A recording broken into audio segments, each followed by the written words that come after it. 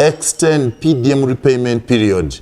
Museveni tells NRM caucus a repayment of PDM money. The period should be extended, according to Mr. Museveni, from 12 to 24 months. Kali, on the leading page of the New Vision, officers promoted, transferred. Read about security rescues 42 youth from Sheikh Kamoga's home. What were they doing there? Kamoga is a religious scholar.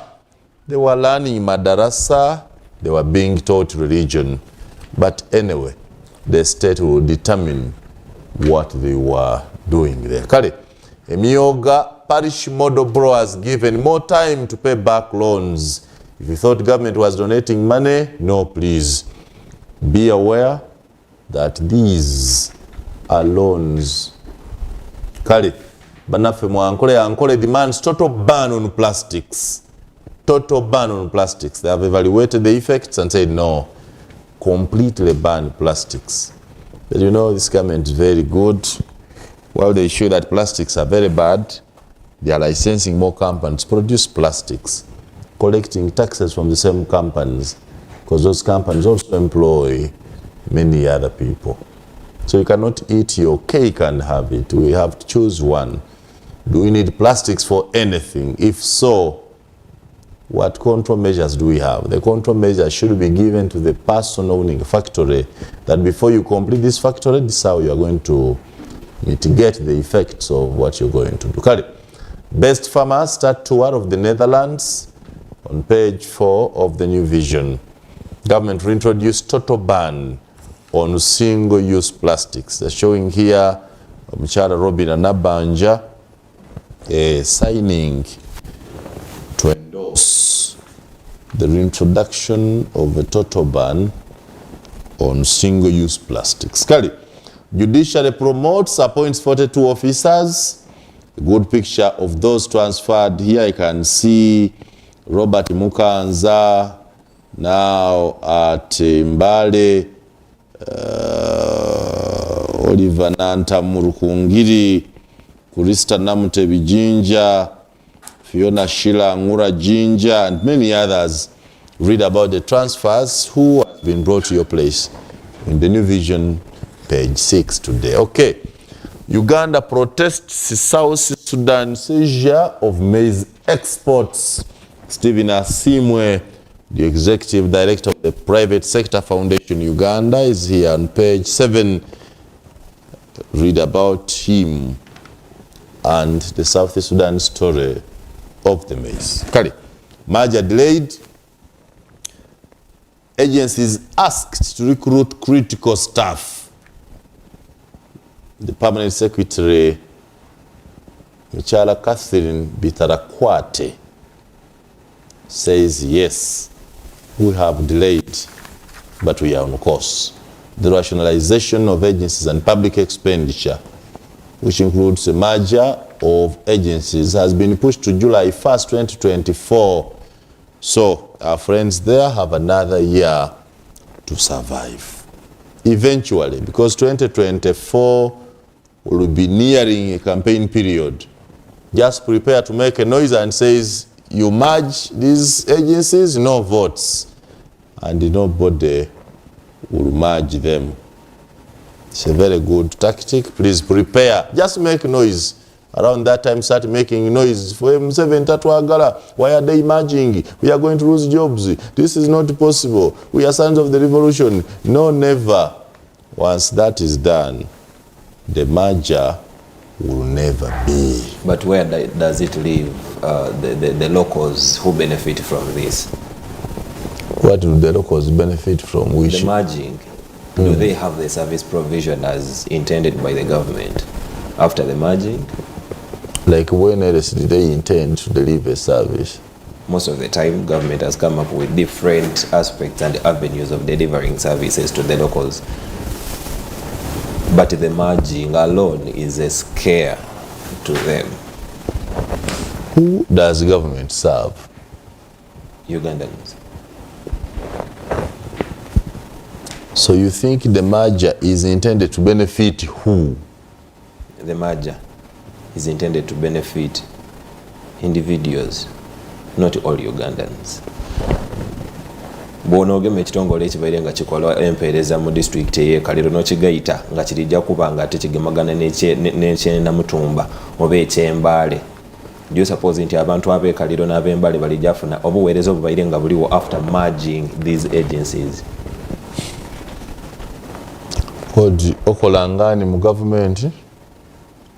Mu government. Who are you in government? Ndi muwabuzi. Presidential advisor? Nga tisasulwa. Kale, call okusasira and have some discussion. Kale, national sports bill needs complete overhaul. As it stands today, it does not serve the purpose. I am not saying that. The writer is President Emeritus of Sports Club Villa Jogo, Mr. Emmanuel Ben Misaga. Kale. Professor Alex Basasha, PhD. Me, I can also utilize the resources to boost Uganda's economy. Who is saying that on page 16 of the new vision, according to the Petroleum Authority, the government will earn about 6.28 billion US dollars per year for the next 3 years of the oil development phase. There's a lot of money.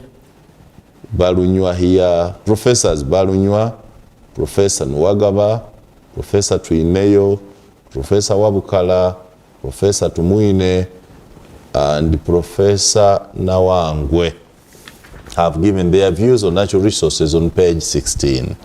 Read about what the professors are saying. Waswa Balunywa is at the doorstep exiting the Makerere University Business School after 26 years of Okuba Kandalis are there. Mubs has never known any other person other than Balunywa. It is even hard to imagine that Mubs can survive without Balunywa. It is also equally impossible to imagine that Balunywa can live without Mubs. Check today's new vision. New Buvuma ferry to boost trade between islands. Okay. Court sets date for Katumba attempted murder case ruling. Finally, they have the interpreters of Nubian and Lusoga language. Okay, I want to conclude the new vision with more. Trump boosted by bloated 20.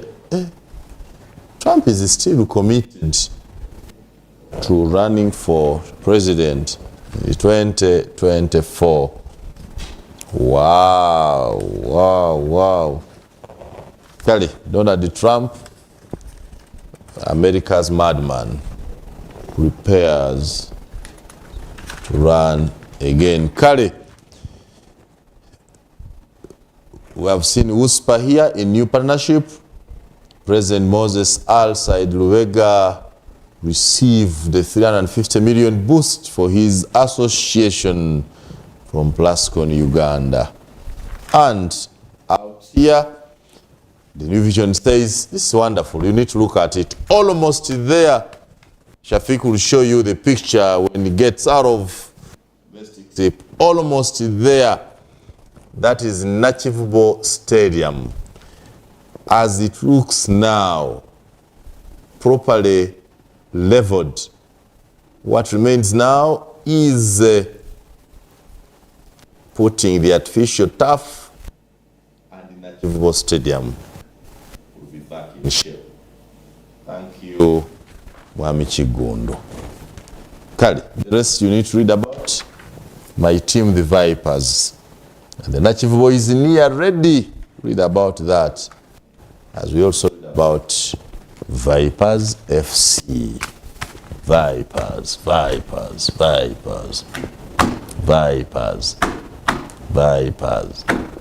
Vipers.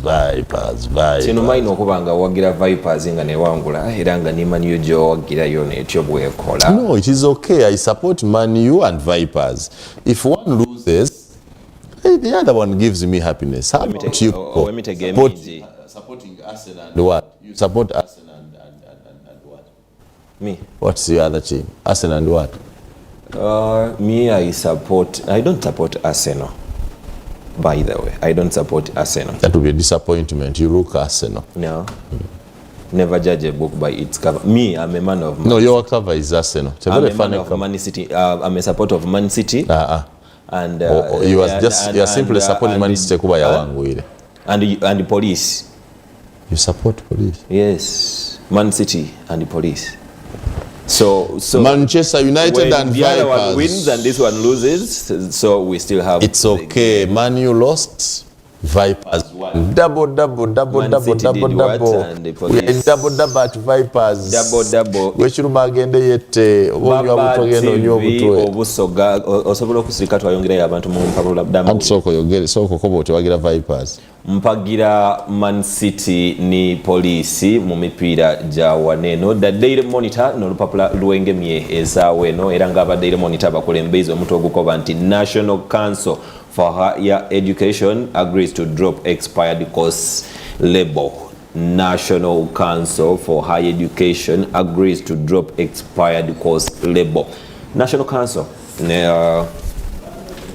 n'abavunanyizibwa ku by'okusoma ebyowaigulu era nga bano weeks ago bavaayo bategeeza nti waliwo courses ediri kusomebwa mu matendekero ga waigulu edaabitaku nga n'abandi kwabo abaamala okuba nga ate bamaliriza emisomo gyaibwe course ne baakola doona daabitaku era oluvannyuma lwa National Council okuvaayo neeyogera ekintu kino oba neefulumya ebintu oti ne bino abantu ab'endawulo abakali mu masomero n'abo abaamala okuba nga ate bagraduatinga oba nga batiikirwa nga batandika n'okukola bavaayo baba nga ate banukula ekitongole kino ekivunanyizibwa ku byensoma ebyowaigulu buti esaawa eno bana ba National Council bavireyo baikiriza okuba nga ate kino bakivaako bagire maiso batukoba nti the entities 20 member council chaired by Professor Eddie Katunguka, the Vice Chancellor of Chambogo University, reportedly reached the decision during a meeting yesterday as they seek to calm tensions among students and graduates. Olukiiko olw'abantu amakumi abiri bwe lwabaire mu meeting lwayikiriza gainia okuleka bino bye bakoba nti waliwo course edaabitaku bagire mu maiso waneno. The Daily Monitor batukoba nti Nabbanja calls for innovations on recycling plastics kikyene ekyeri kukola obutondo obw'ensi.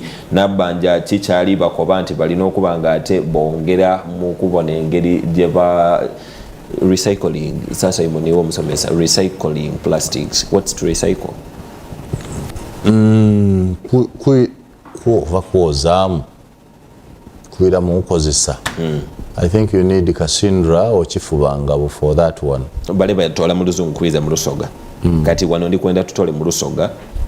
No, bale batola mu lusoga okwiza mu luzungu kati bano bali mu luzungu twenda tukize mu lusoga. Ole aliere nga bwokoba nti Musa wa control takitegeera bulungi. What's to recycle? To reuse.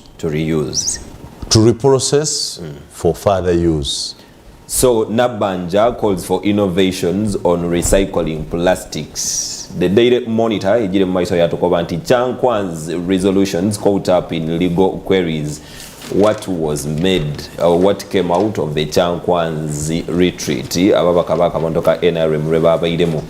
Bank of Uganda pays tribute to ex-secretary Nyeko Secretary Nyeko yesterday.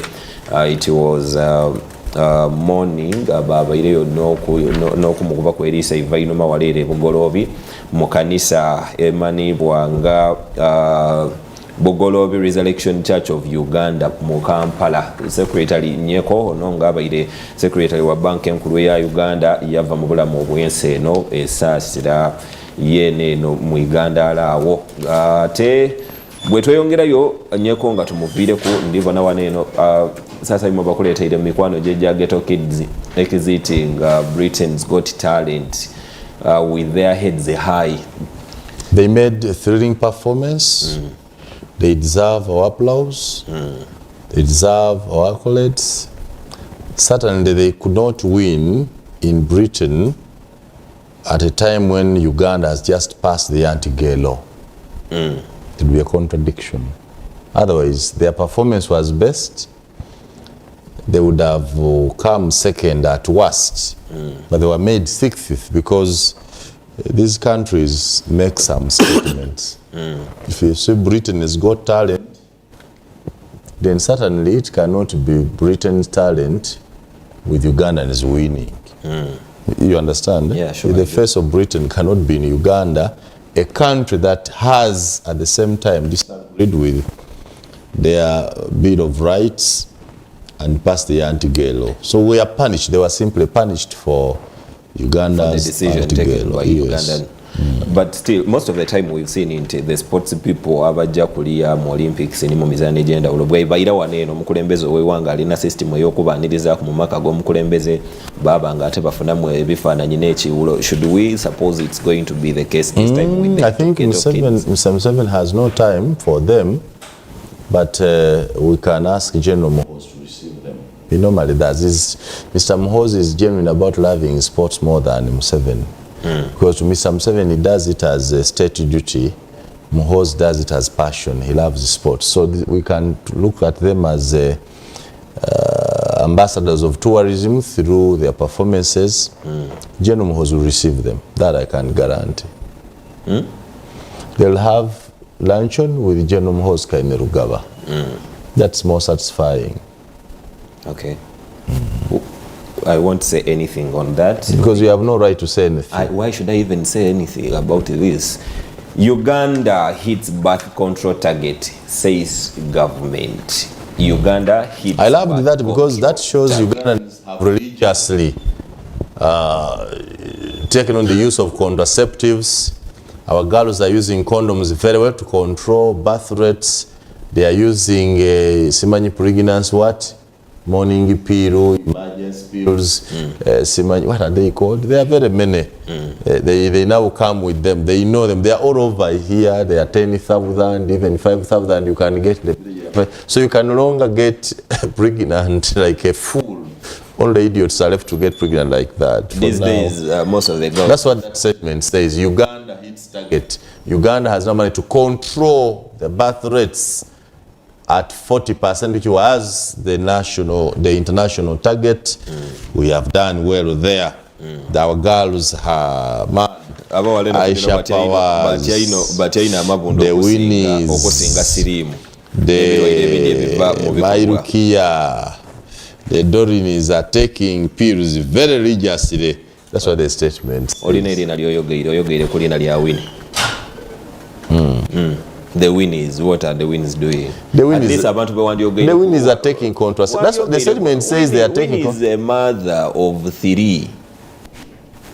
She can't be using these things when she's a mother of 3 at 26. Which Winnie are you talking about? The Winnie you just talked about. She's a mother of 3. Of 3 at 26. Winnie has 3 kids. You should have talked of Aisha Powers. Hey. But Winnie has 3. At her 26 years, she has 3 kids. Dear father of Winnie's kids, how old is the youngest? After here, I have to get... Mwebale kumina makerenda, walikati mumize bulungi obukerenda buno balobera ofunenda, ripoti bwekoba, atera Uganda ekyokukendeza abazaale ino esobera okituuka ku bayenda ku reducing by 30%, bali ku 40%. That was the international target. Bebongera mu speed. Eda kubona ebintu nga bicherera. Mwongera okumira obuntu obwo. Siri mu mwamuvaako obuti mu kyamabunda. NRM caucus ring fences, tabling of house bills. Ring fences.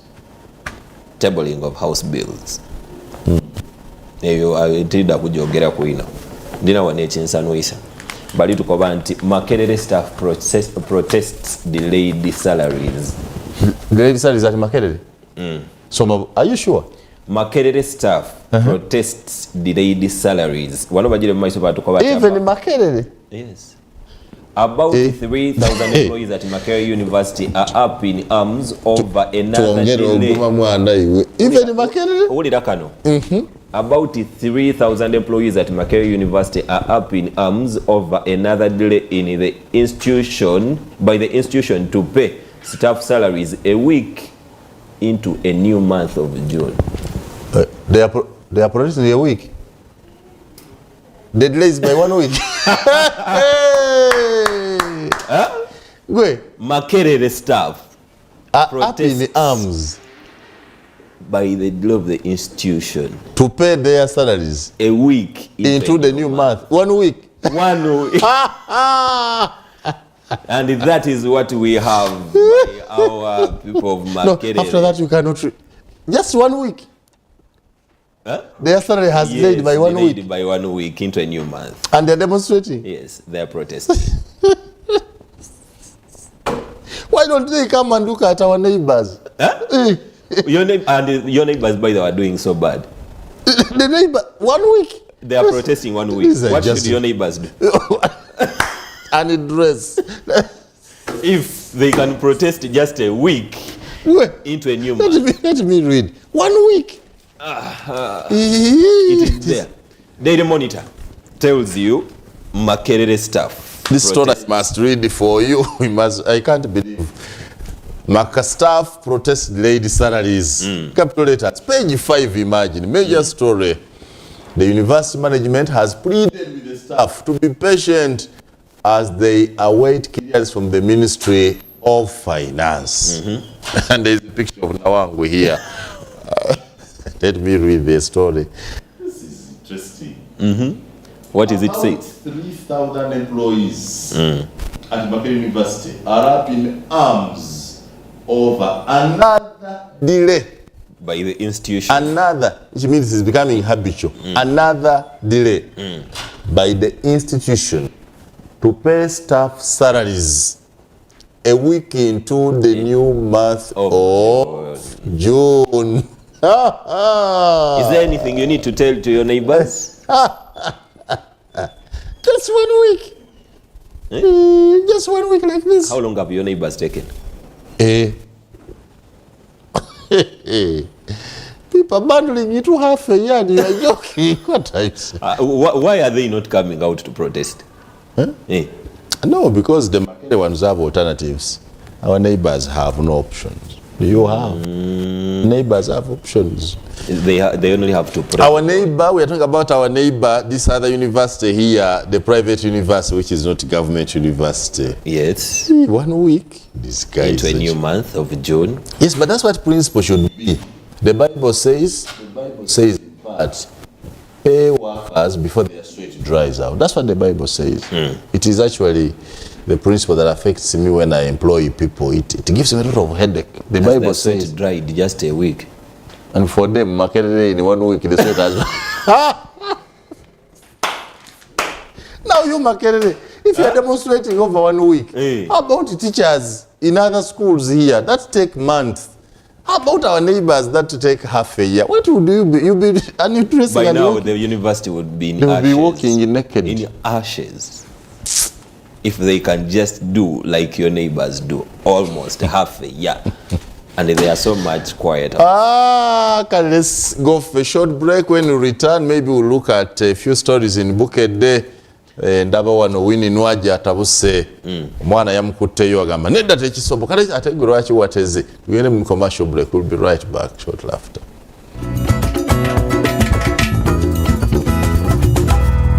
Game Popular n'emikutu muganga muka ku Baba TV.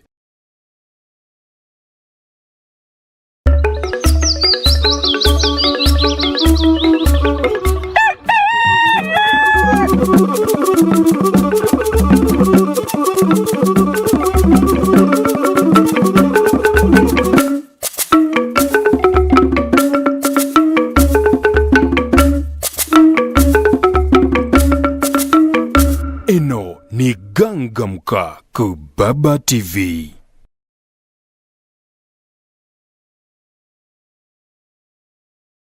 Yakitunda kuba jikube Kusanega bili Julai kome bila bili mwese tu Uganda Stadium Ichunda cha Baba FM ne Baba TV Omuli abayimbi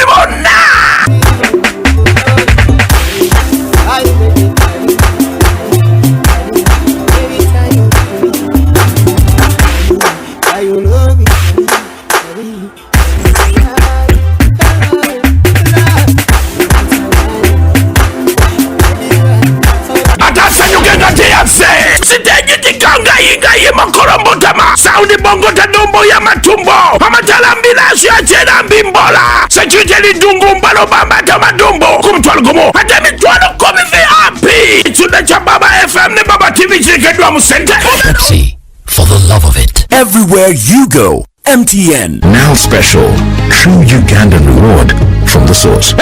chitunda kubanje kube ngabili July komi bila blu wesetu Uganda Stadium.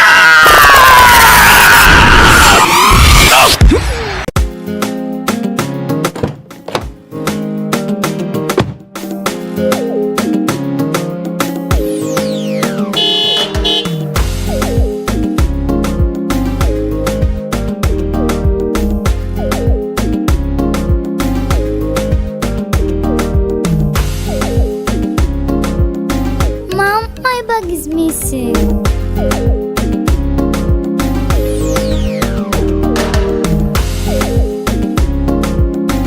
My bag is empty. But I packed some snacks in her bag. Can you see that guy? Hey kid, I have more for you from Sam's. Sam's offers you a wide range of snacks. Sam's, taste the difference. Get yourself a Zuku TV decoder and satellite dish today at a low price of only 105,000 Ugandan shillings, and a Zuku decoder at only 60,000 Ugandan shillings, and enjoy your favorite movies, series, kids entertainment, music, local and international news, and lots more. Enjoy amazing packages like Zuku Smart, Zuku Smart Plus, Zuku Classic, Zuku Premium, and Zuku Asia. Get connected today. Zuku, life got better.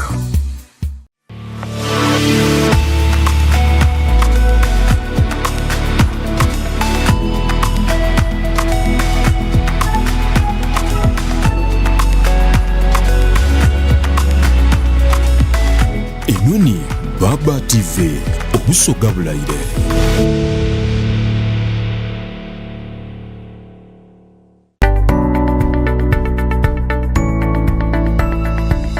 Enoni Baba TV, obusoga bulaire.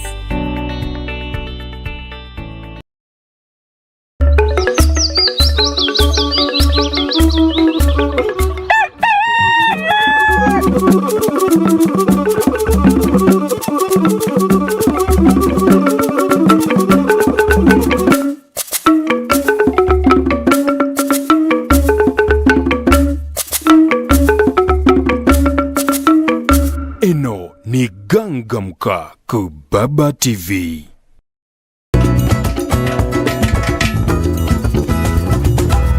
Agempapula n'emikutu mu gangamka ku Baba TV. Alright, kale oli kali ku Baba TV. Katuyongere mpapula nolwabukedde Shafik lwaba akulage ku wano. Katowe bakobye bukedde agonamuli agakulembere mpapula nolwabukedde.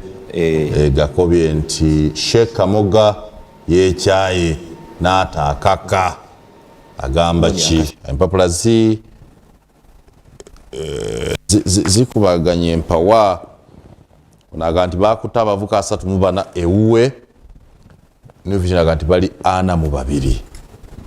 Kale Somalia engeri UPDF gyefunzizamu aba Al-Shabaab balaze wano omukambwe uno nga abafuuza tazanya wuno nwagi akubye omusajja eyamutize. Kale bano senga bategese olunaku lwa Kaboozi mu nsi yonna. Akaboozi kagenda funa olunaku lwako ng'olutojja kukeera kukola okeera mu Kaboozi lwa Kaboozi International Kaboozi Day. Waliwo abasibe abatandise okuteekateeka ojja biraba. UPDF ekubye Al-Shabaab nesigala ng'ejasimula bugolo.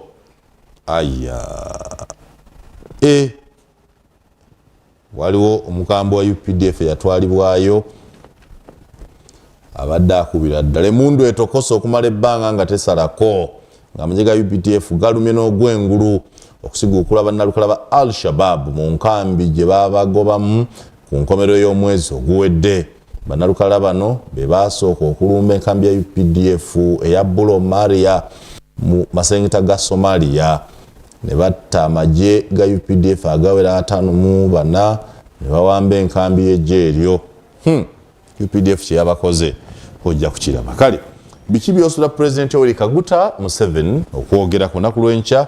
President wa Uganda General Yoweri Kaguta Museveni asuubira okwogerako eri eggwanga mu kye muyita State of the Nation Address SONA n'oluvannyuma lwa wiiki emu atuleetera embalirira y'ebyo asooka kutegeeza byayagala eggwanga likole tuyimiridde tutya bw'amala n'atuleetera embalirira eraga wa wagenda okujja ensimbi okukola emirimu nabwe n'aba azifunye agenda kukola atya. Kale ku mukolo gw'okusatu kuliko mwana muwala gwe bayise ani wuuno wano ojja musomako mwala mbalagavu bulungi.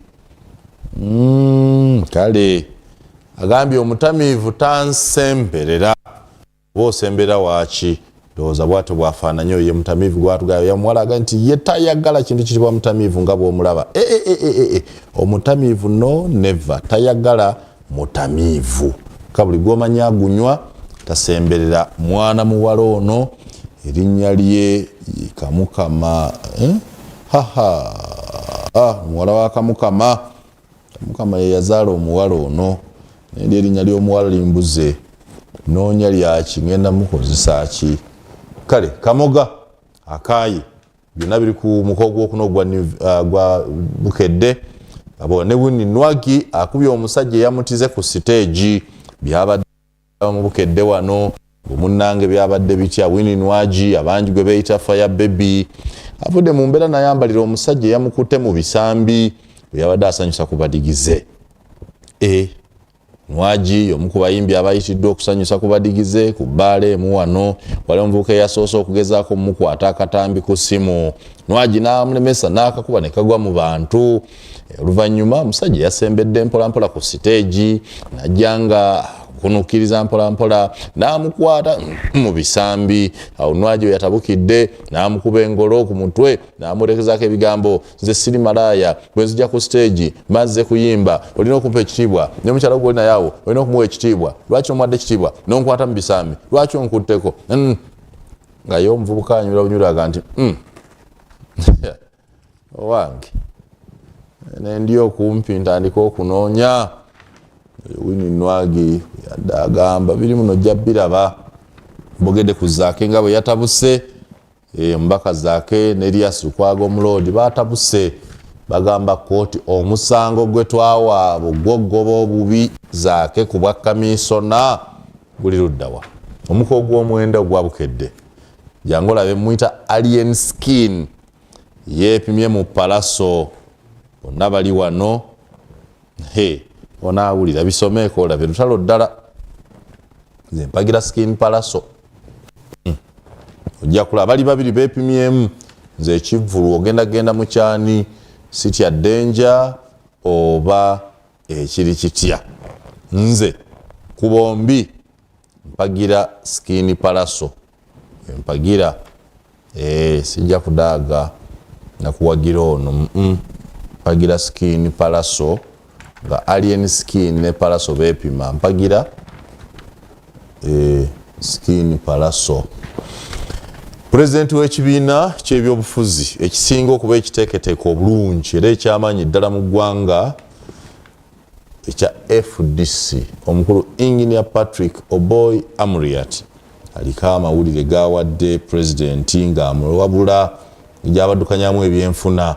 Patrick Oboy Amuriat alina byawabudde asinzire najja nakubye ojja bisomako ate FDC bweyogere beeyogedde ekyo kimanyi ebyayo biba biteeketeeke bulungi. Kale olunaku bategese ebikujjuko by'olunaku lwa kaboozi mu nsi yonna gw'omuseegu bisomeeko otegere olunaku lwammwe lwaddi ojja biraba wano. Okunyumya akaboozi kulinnya eddaala bataddewo empaka zigenda kubeera mpaka waliwo eggwanga eryafudde akaboozi zigenda kubeera nga mpaka nga nagwo muzannyo mutuuka ne ku World Cup wa kaboozi okazannya n'owangula eza East Africa wuyo n'olumba Africa mukazannya ensi eraba gwozannye naye yakwasimulaga nti ya rabbi ono yava Busoga kiwuliddemu ndowooza e World Cup trophy ejja kuba yeewaffe Busoga biri muno nja biraba wooteri yambiddeyo leka okutundibwa ku nnyondo Mukama Katonda ani atalina bbanja mu ggwanga lino mabanja nga gasusse uno mukulumbidde hotelo gye bayita LC hotelo eriyo bagibanja bambi baagala kugitwala amabanja mangi baagala kumutwala ku hotelo ye baagala gitwala ku nnyondo ya kooti basasule bukedala zakafaananyi kambidde wano bambi amabanja gano Mukama muntu aliwo naddi amabanja gano aga buli kiseera ne bolowooza nti bali bulungi nabo bababanja n'abakakola embaga nabo balina looni Mukama tukyusizeemu ku mbeera eno ani alese wano amabanja ani ajja n'ekisiraani kino Mukama lwaki oyo tomujjulula omuntu awone ku mabanja ensi eno kale soma ku nsimbi za USPA ziri wano Man U yeetaaga Kane alina ennyonta y'ebikopo kituufu kyoyogeddeko tujja kumugula Man U njogera nayo kyogedde tukitegedde kale mwana ayongedde okulaga ebifa ku Vipers here Ibrahimovic lwaki asiibudde atoma n'ebyempapula z'amulembe maliriza Philip Bamuteeze alina emitimbagano. Yes, Baba TV tukagirira mu maiso kubanga tuli kuwa ebirija mu maiso mu mpapula ed'amawulire ni wano ku mutimbagano era nga ona ku olwaleero Philip Bamuteeze nga Simon Muyanga bwako bininze ndi ku mutimbagano ntandise ni Chimp Reports. Chimp Reports bakulembeize omuntu ogukoba nti Kagame appoints General Muganga Nyakarundi as the RDF top chief. Oba Nyakarundi as top RDF chiefs, RDF Rwanda Defense Forces chiefs. Who is Muganga that was appointed? The UPDF of Rwanda. Yes, so General Muganga was appointed the RDF over UPDF of Rwanda top chief. Yes, who is Muganga? Muganga is said to have been coordinating clandestine military operations to counter the FDLR threats in Eastern Congo. That is Muganga that was appointed the top chief for Rwanda Defense Force. Rwanda President Paul Kagame has replaced the country's army chief and the defense minister. Chimp Corps reports.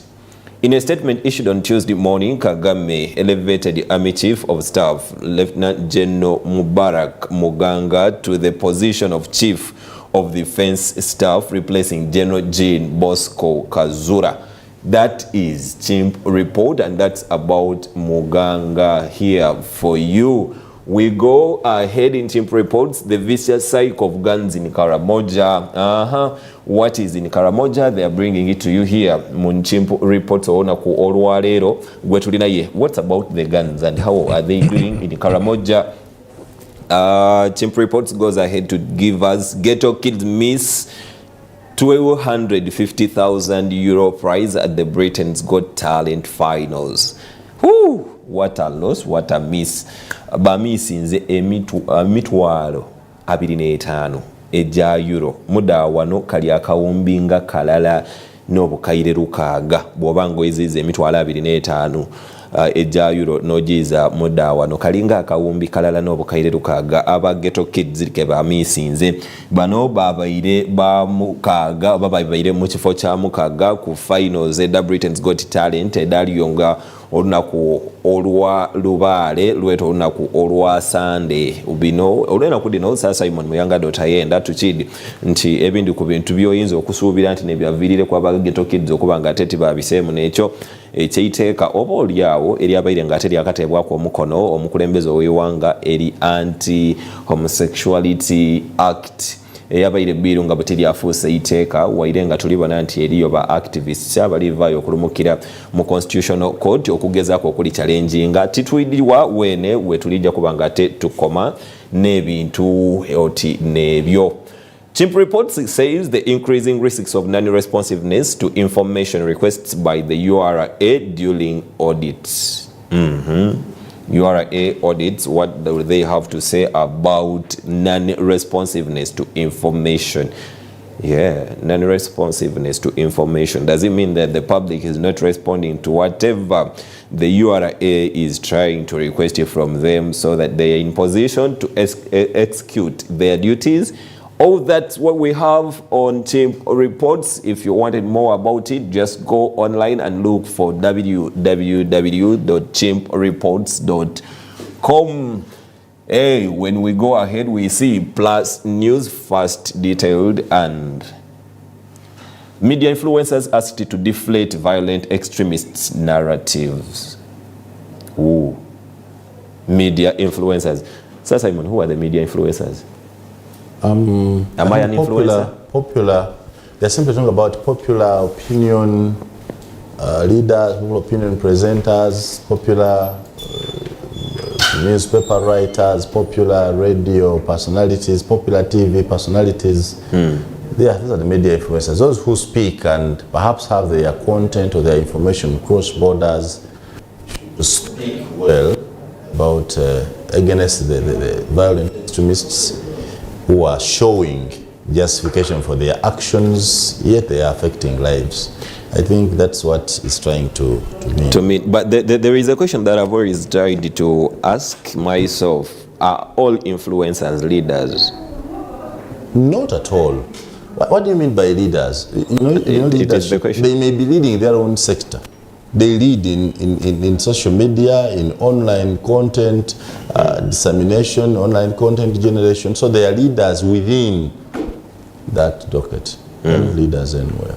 So they're asked to deflate violent extremists' narratives. ICEPVCVE to hold regional conference on fighting violent extremism.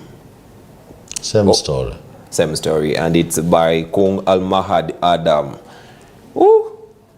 UPDF uproots Al-Shabaab terror group from Bulomare. Bulomare? What's that? It's a base in Somalia. Batuju bakabindaka Al-Shabaab kebagezaako okubanga ate baja maiso n'okukuba ne waneno era tujire maiso kansoke mbenga ate ningira bulungi. What are these guys saying about the activism over the influencers, media influencers in the Intergovernmental Authority on Development region have been asked to prioritize disseminating positive messages with a view of undermining narratives of violent extremists.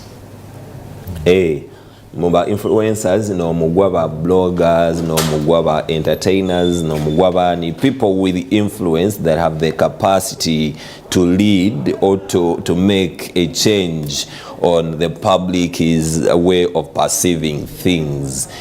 Media influencers in the Intergovernment Authority on Development. Yeah. IGAD. Yeah? It's called IGAD. IGAD region have been asked to prioritize disseminating positive message with a view of undermining narrative of violent extremists. The call was made on a Monday in Kenya during the first day of Media Influencers Forum on their role in countering violent extremism and terrorism on digital space. Does it come to that point where Muhammadin Seleko was trying to bring the law of computer misuse? Is it somehow related? Some of these guys go ahead and use these social media platforms to discern information that is being used by the public in maybe in a wrong way or that kind of thing. And this is about media influencers, and it's found in Plus News. If we try to put in something else, and this is, let's see, what's that Mulengera today? What do we have in Mulengera News today? What is Mulengera News? This is the same thing. They are telling us about the roles of a member of parliament. That is, if you did not know what the members of parliament do. Top judge implores Museveni government to fund the police forensics operations better. Should we say they've not been doing their good job? not really certain. Top judge implores Museveni government to fund police forensics operations. Hey, what are they going to be doing that's not been done in the past? So all this is on the platform oba ku mutimbagano ona kolwalero n'ebindi kwebyo ebintu byetuli kujja mu maiso okuba nga ate tulingirira abalamuzi tebaliko ba Muzeeyi Museveni okuba nga ate sente n'okwongera okuba nga ate amaani mu b'ekitongole kya poliisi ekya forensics. Yes, that's all about Mulengera. If we, maybe let me see here, what else do we have on Mulengera? Electoral Commission starts nominations of candidates for Bukedde local council by elections. Bukedde local council by elections. Yeah. What's about this?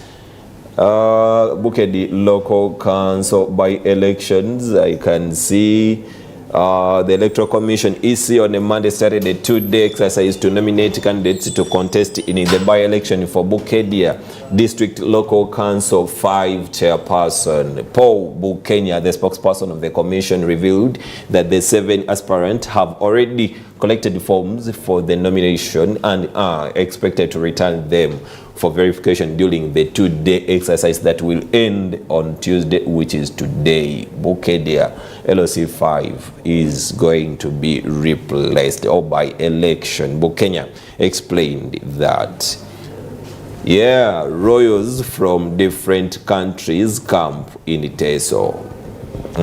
Yeah, it's going to be a tough ride there. The by-election, the LC5 by-election, but I think it has taken long because the guy died around January. I think when it has taken quite long. It's abnormal. I don't know why they have chosen to do that, but it has taken quite long. I know the most interesting thing in the race is that there is a woman, the acting vice chairperson of the district, who is standing to become the chairperson. Certainly, if I were a voter there, I would have voted for the woman. I have special trust in women leadership. Many of them, given opportunity, have led well, except for a few strange cases of iron sheet thieves. The others have been good. Women are a bit honest. They are committed. They're available. They really commit to their work. They're a bit stable. They look at the future as opposed to what happens today. They keep in their mind the question of what will I leave for the others to come? What will those who come after me say about me? What are the people I'm working with saying about what I'm doing?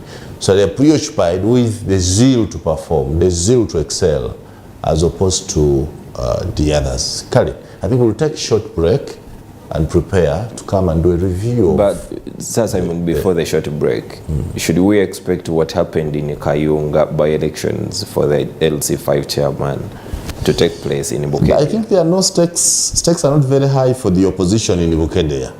Because Bukedde is the home district of the Speaker of Parliament. And you know that for sure all members of Parliament, be it opposition or NRM, fear and respect their Speaker. I do not see anyone going to stand against the wishes of the Speaker.